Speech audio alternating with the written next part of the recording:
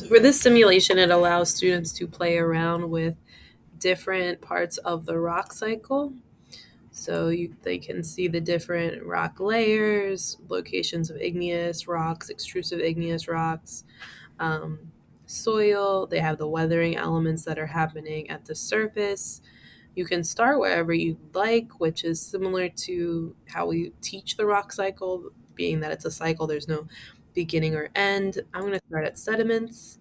It gives me a description of what the sediments are as far as how they got there and what they look like. And then I have the option to lithify and compact and turn them into sedimentary rock. So it takes me to another step. Now I can choose my pathway of exposure. Say something happened that removed the rocks. So rocks were exposed to rain, ice, and the action of plants. So it's giving me a nice description as I go. Um, the only pathway to take from soil is erosion and deposition. So now we're back to sediments again. So it kind of shows you how the pathway works. The only thing that I'd like, yeah, is that I really like that you have the simulation, but you can also track your path.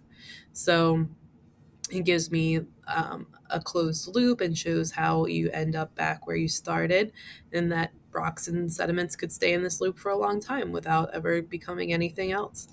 But it would also let me restart, maybe become a metamorphic rock first, and then let's say melt to magma, crystallize into igneous rock, increase temperature and pressure back to metamorphic rock, exposure to weathering, now I'm soil, and the pathway looks different. So no matter where you start, you can end up with different pathways.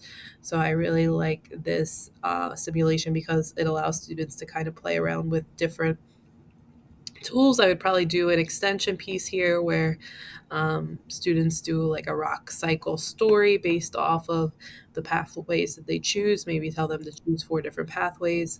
And this would be like a nice way for them to get a real feel for how their rock moved through the rock cycle.